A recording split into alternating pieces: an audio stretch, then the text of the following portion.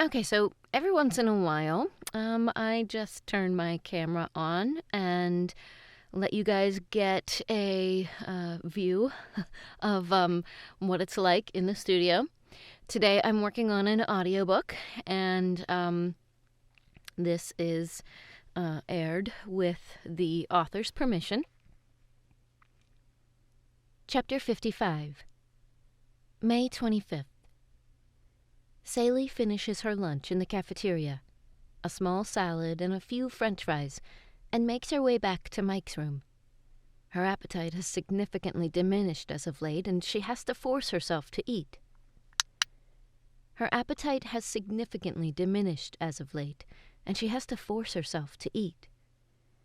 Exiting the elevator, she unexpectedly collides with someone turning the corner. Apologizing, she looks up and recognizes the attending doctor. "Ah, Sally," he addresses her. He addresses her warmly. "I've been looking for you. Would you mind coming to my office for a moment?" She nods and follows him, her heart suddenly pounding. Dr. Wilson, whom Sally assumes to be in his late 50s or early 60s, is tall and broad-shouldered with graying hair. He has bright blue eyes and a kind smile. He is usually cheerful, and Sally can sometimes hear him whistling in the halls. But today she can't read his tone. He guides her into his office and motions for her to take a seat. Then he settles down behind his desk, sitting opposite her. "Sally," he begins softly, leaning in towards her. "It's approaching 3 months since your accident." Sally senses what's coming and instinctively tightens her grip on the wooden chair arms, bracing herself. Although Mike's vitals remain stable, there hasn't been any change in his condition, no sign of improvement whatsoever. It's remarkable that he has endured so long, but we need to start considering what lies ahead. "What do you mean?" Sally asks. Dr. Wilson sighs and folds his hands on the desk. "I mean," he continues, "that we need to begin discussing, at the very least, the possibility of removing Mike's life support if there is no improvement in the coming weeks." Sally's heart seizes at the suggestion, and she finds herself gasping for breath. She leans back against the chair, her knuckles turning white from the intensity of her grip. Her body grows ice cold, yet perspiration forms on her brow. She can't think. She can't speak. It feels as though she is trapped in a vacuum. Images of Mike flash before her eyes. Her expression when she spilled the wine on her dress. His smile when he picked her up from her apartment on their way to meet his parents for the first time.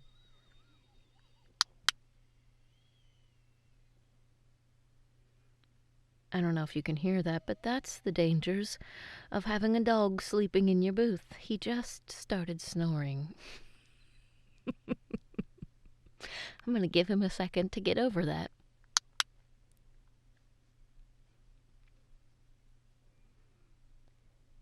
It feels as though she is trapped in a vacuum.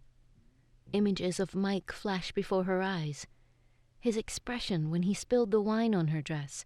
His smile when he picked her up from her apartment on their way to meet his parents for the first time. The tears glistening in his eyes when she read him her vows. The playful wink he gave her in the car before... She shakes her head violently. No! The thought is so abhorrent to her, she can't even fathom considering it. He will recover. He will. He must. He just needs more time. Mike was never one to be pushed into anything.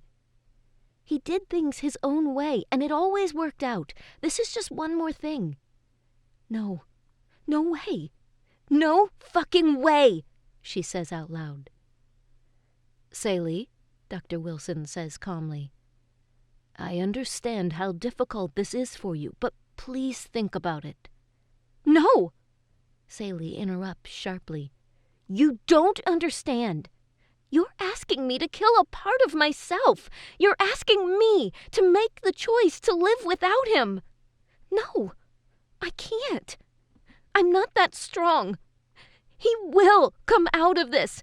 I know he will. Please, Dr. Wilson. He just needs more time. Please. She's pleading now, leaning forward, her hands clasped together. Dr. Wilson exhales a long, slow breath and sits back in his chair. Okay, Saley, he says placatingly. We don't need to discuss this further today. We can give it a little more time, but it's something you need to start preparing yourself for. I'm sorry, truly. Hopefully Mike will recover, but if not... Saley sets her jaw stubbornly. She stands, nods brusquely to the doctor, then swiftly turns on her heels and exits the office. As soon as she rounds the corner into the hallway, she breaks into a run. It's awkward, given the muscles in her injured leg are still rebuilding, and she feels a twinge of pain with each step. But she doesn't care. She needs to get out of there. She pushes the door to the stairwell open with such force that she nearly falls face first into it. Regaining her balance, Saley rushes down the 3 flights of stairs, through the lobby and out the front doors. Breathless and in pain, she inhales the...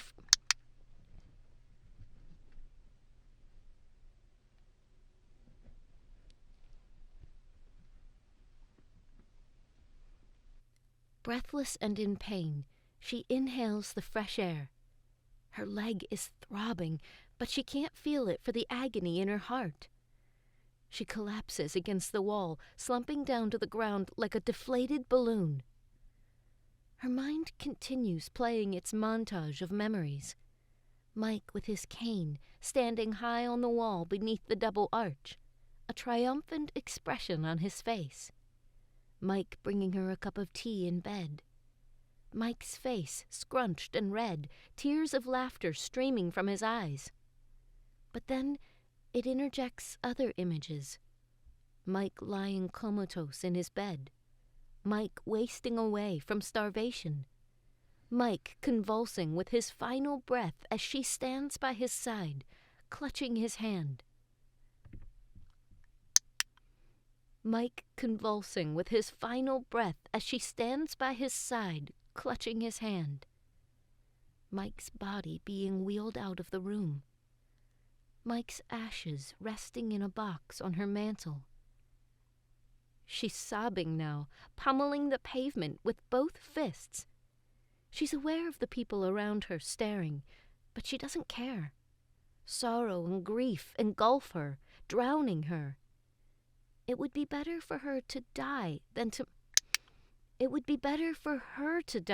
make the choice to let Mike die. She cannot fathom life without him. But he's not gone yet, a tiny voice reminds her, cutting through her anguish. She grasps hold of that thought, hanging on to it for dear life. Gathering herself, she inhales the air in deep... She inhales the air in deep...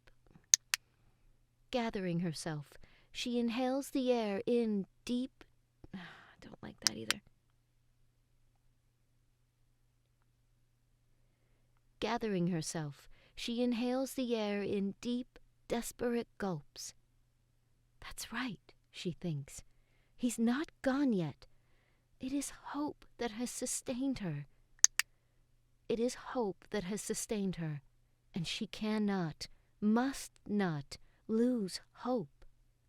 There is still time.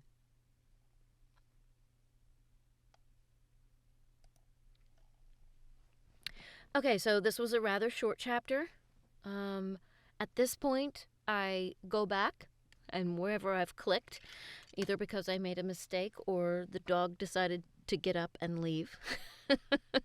This is where I'll go back through, just quickly take out those mistakes, run this through my presets in my DAW, and then I go through and visually scan the file where you get to the point where you can see any mistakes. But yeah, that's basically what it's like working on audiobooks. I absolutely love it. I do this between audiobooks and all the other projects that come in every day. I work full-time and absolutely feel totally, completely blessed to be doing something that I love. So if you have any questions, you're welcome to post, comment, and all that good stuff. I always do my best to answer any questions. All right? Now, you get busy.